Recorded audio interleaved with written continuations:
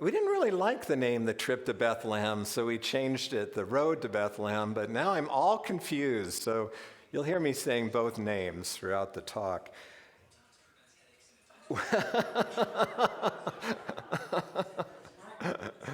It'll be turned off in a minute. There we go. I say we're blessed because we often talk about the elements of the Christmas story and how they relate to our spiritual path.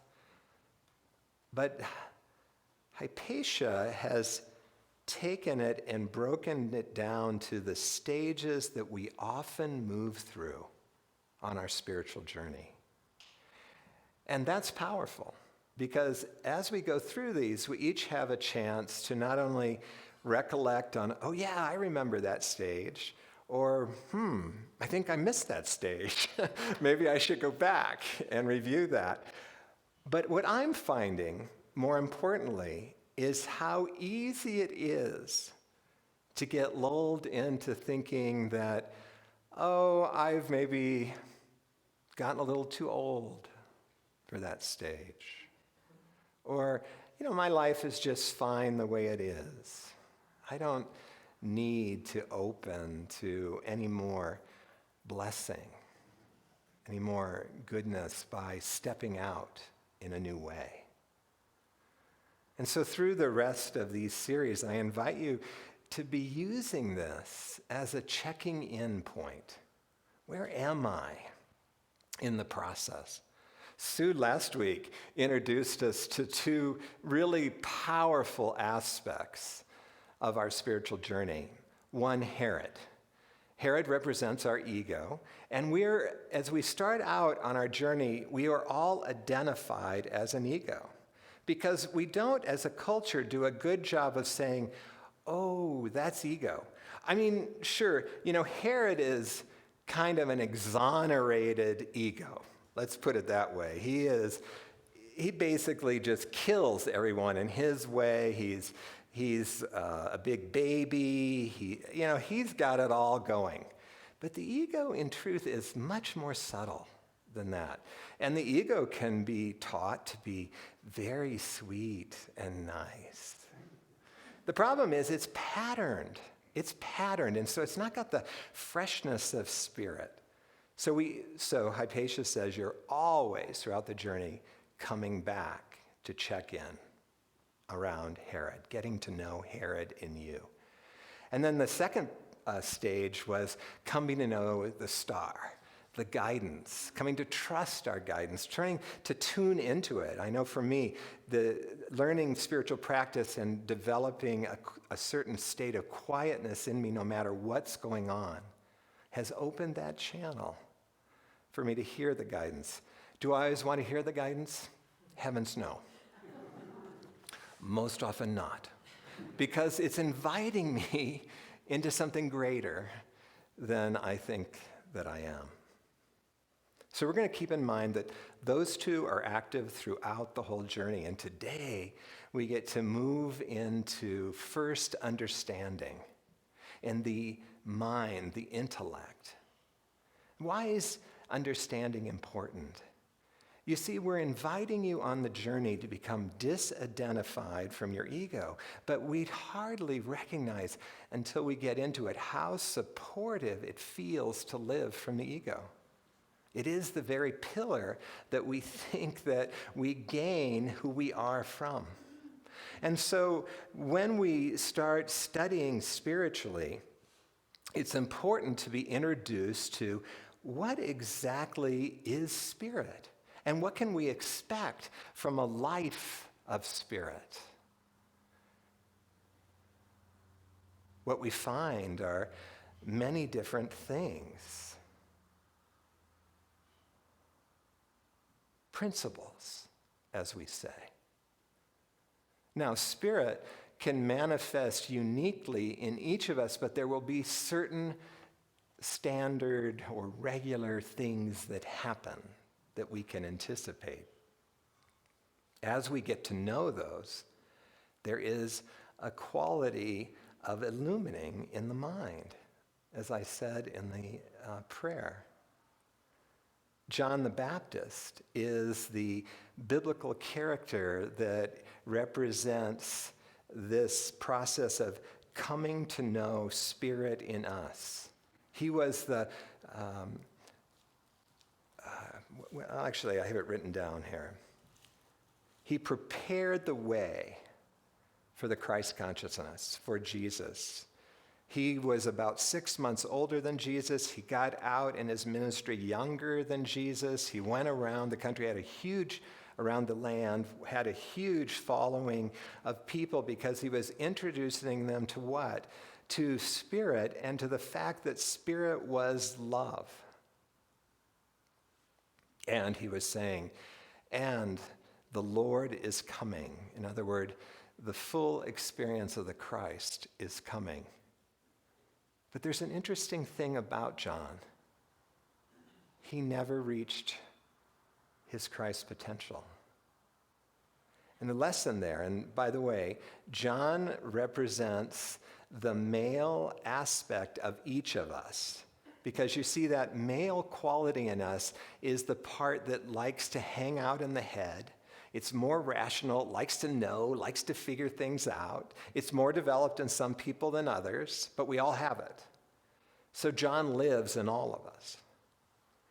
John never reached Christ consciousness. In fact, the poor guy was beheaded.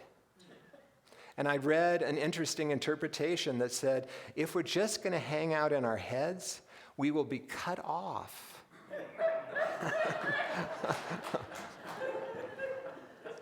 from the full embodiment of the Christ, which is so much more than a head experience. It's a full-bodied life experience. This is an area where I think we do really well in unity, and in fact, I think the whole New Thought movement does well, because we rarely just feed you information.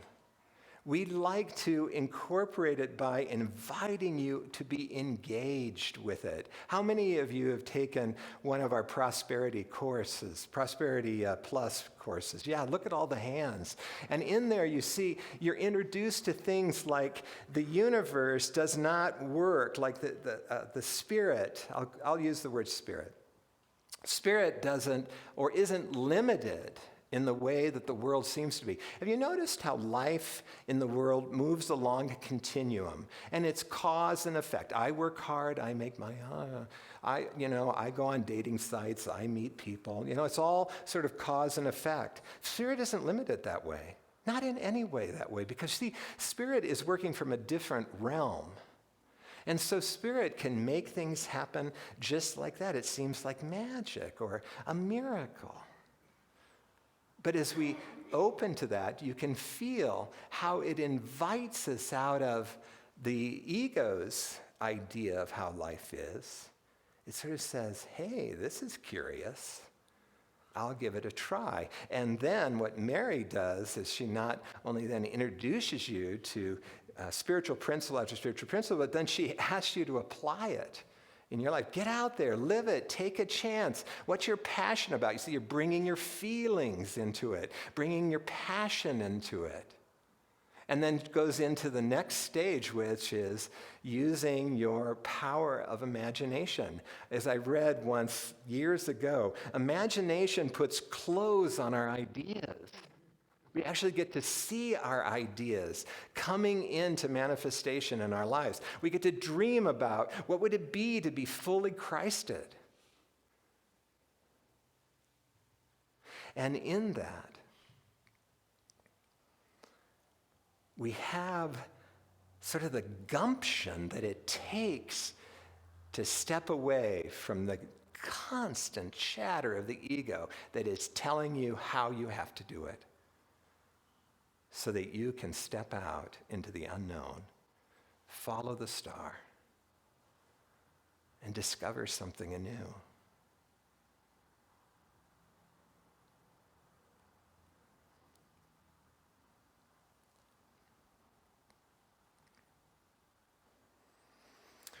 That is one way we apply our intellect and our understanding. I always think of that in my own mind is that's the forward process of understanding. But there's another way that we also need to use understanding to be balanced. And that is our willingness to continually get to know Herod. Because you see, when we're called into new things, when we're given new opportunities, often, not always, but often, Herod has something to say about it. And the interesting thing about human will is we can push through Herod. But the bummer is, if we don't take some time to get to know Herod and spend some time with Herod, Herod keeps coming back. Herod needs to be worked with. Herod needs to be understood and processed. A great example of this, some of you know, I've been sitting on the board of Unity World Headquarters, and Shad Groverland, the executive director of Unity Worldwide Ministries, came and spoke to us at our last meeting last month. And he told us an interesting thing. We've been telling you that the information we're getting, and we're getting bombarded with it, is churches need to change. And we've been supported by Unity Worldwide Ministries, not only in that message, but they hired John Wimberly, who we have now hired as our consultant, but he's really helped the movement begin to see that we need to change. But Shad reported something very interesting, that he is now getting a steady stream of calls from congregants that go like this. I've been a Unity student for 15, 20, 30 years. You would expect something with that, right? I cannot believe that they are rearranging the chairs in our sanctuary. They're putting in pews instead of chairs. They're taking out sacred elements of our service. What do you think the number one was? The peace song. I want them sanctioned. How do we fire these ministers? You need to talk to our board. Now, there's where they cross the line. Who's speaking there? Herod. Because you see, if you don't get to know the Herod in you, it comes back over and over again. What would be are we saying that all change is good? No. But what is a non-Herod response? How does the Christ respond to that? Have we looked at all the different options? Can we talk about this? My heart hurts at this change, but I have some inkling that, we need to change. You see, the bummer is, Herod is always trying to hold us in the same place, but life goes on then without us. And we suffer. We suffer in trying to control everything.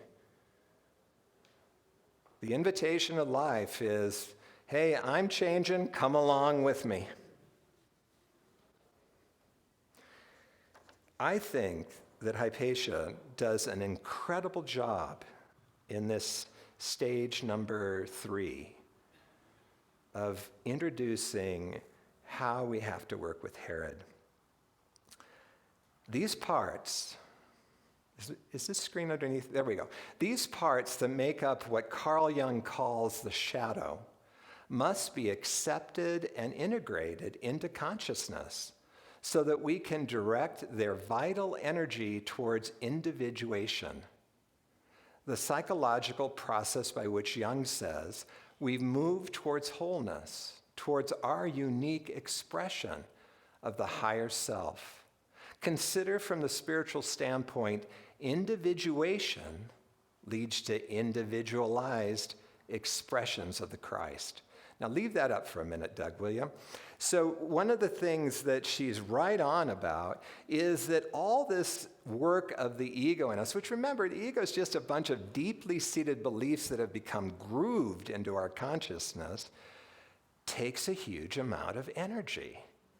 And so she's telling us as we use, and I forgot to mention the first part, one of the things, I did mention, John really revealed that the nature of the universe is love. The Spirit in us is a movement of love. If we bring that to our ego structure, get to know it. And invariably, as you really get to know why it is the way it is, compassion rises, which is a form of love. And love has this melting, embracing, loving way that our ego structure can begin to relax and doesn't need to exert itself in such Herod-type ways. It begins to soften. And then what's really cool, you see, I think it was Sig Paulson that said, ego edges God out. It eats up all the capacity in our consciousness. But when we begin to get to know it, we actually become something separate from it. We aren't just living it out. And in that, there's room for us to be the full individualized expression of God that we're to be. You see, part of the illumined mind is there's space in the mind. Space to not need to know. Space to not need to control. Space that naturally has a quality of courage to it, of curiosity, of joy, of love. I could go on, several qualities. I was going to warn you, by the way, we should be out of here in about an hour because I really like this subject, and we're going to be talking. They will be bringing hot dogs and sodas around at some point.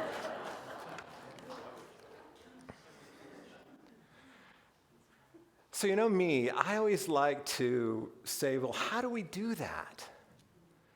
You know, what does it look like to get to know Herod and to bring Herod into the mix? So one of the things that's important is to understand, and I've said this, so I'm going to say it again, that Spirit is no respecter of men or human beings. And so Spirit doesn't really call you into some new behavior, knowing exactly what your ego structure is and trying to make it, no, it just lays it on you. Here's what you're supposed to do next. And you have to understand, it can throw your ego structure into shock, into trauma, into great anxiety. So I have an example of this. So I wasn't with this congregation long. I may have, probably Colleen, who's got a steel trap of a mind, can remember this, but at some point, either when I was guest speaking here or after I got hired, I decided that I needed to start doing my talks without notes.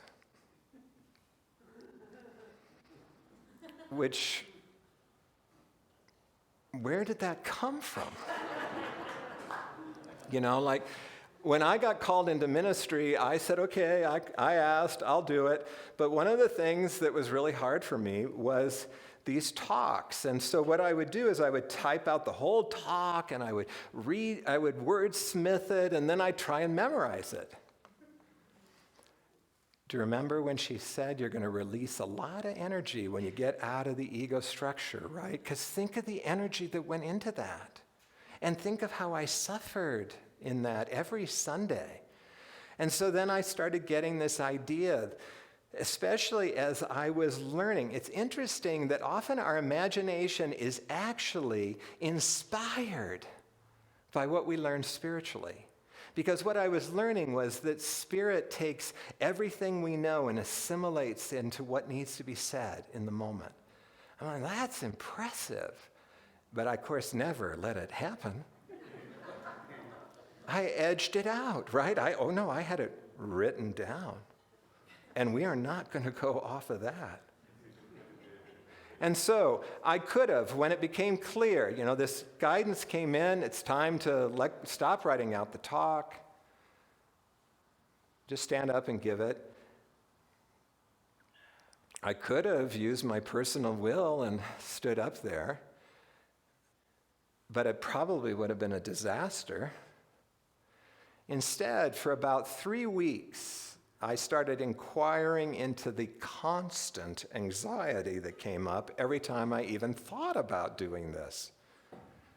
And what I got to learn was that Shaming was a big issue for me. That as I sat with the anxiety, got to know this little kid that was terrified, that I was shamed a lot as a kid. You know, as a gay kid, and it was painful shaming. How many of you know the inside of a toilet bowl as it's being flushed, or getting beat up, or being teased all the time? So there's a part of me that just wants to know.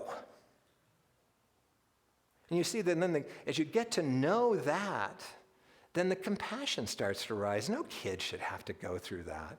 And then I got to see that my kid thinks he has to do the talk. So I got a 5-year-old up here thinking he needs to do the talks. And then I could start working with him. Hey, okay, we're going to try something new in these talks, but I'll do it. Let me do it. But I also got to see that he was totally spontaneous and fun, the character. You know, he's been out a little bit in this talk, right? And so I said, so let me start out, but when you're comfortable, you join in. Early on, the board used to have to call me aside. I don't think that was appropriate. Because, see, everything needs to be developed in us. The ego's well developed, let me assure you. Young, erotic, but well developed.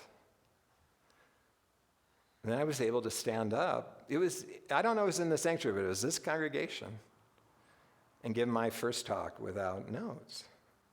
And by the third time, by my third Sunday, my whole experience started to change. By today, I don't experience anxiety getting up here. How many years had I been a minister? I had dealt with anxiety for 10 years before I started giving talks without notes, beginning to have faith in spirit based on the illumination that came from what I learned what Spirit would bring. But I couldn't really have faith in that until I tried it, right?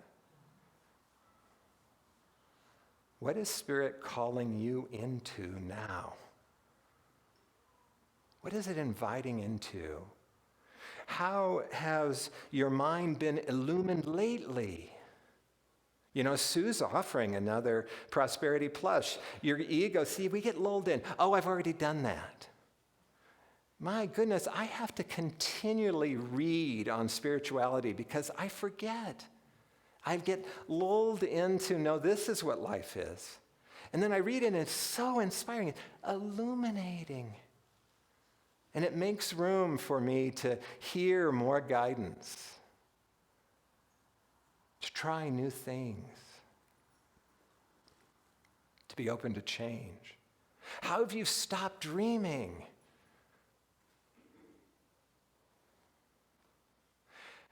This week, I think it was this week. Probably you guys got it last week, but I was away last week. So this week I got my Burning Bowl letter. Did you guys get your Burning Bowl letters? Do you recognize that that's the power of imagination? And what's really fun, as I keep reading, do you know how much of my Burning Bowl letter came true?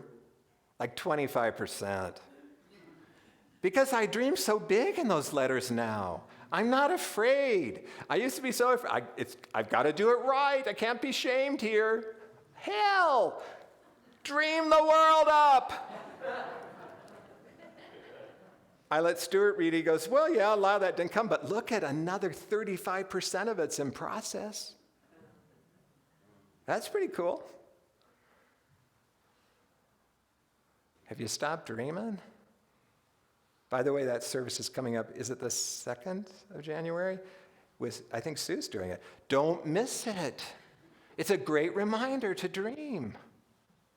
Do you see how we can get lulled into, well, you know, I'm 75, I'm beyond dreaming. Bullshit. Here's a cool thing. John's parents were Zachariah and Elizabeth. The angel Gabriel comes to him, hey, you're going to have a kid. Pretty startling to them. They'd never had a kid before, by the way, because they were advanced in age. How advanced? No, they weren't just 40.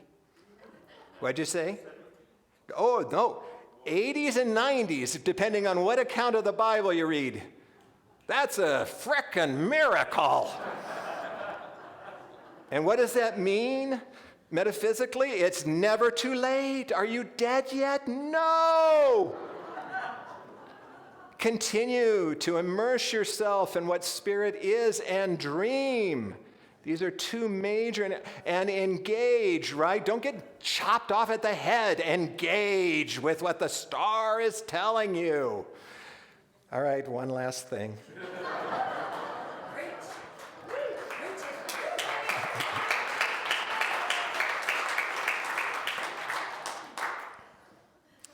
Here's just something she said.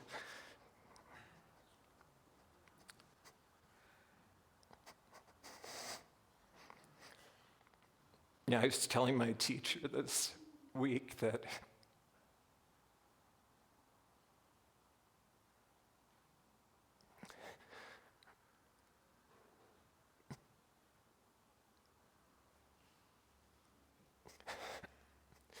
I just can't believe how great my life is now. And it certainly didn't come from living according to Herod.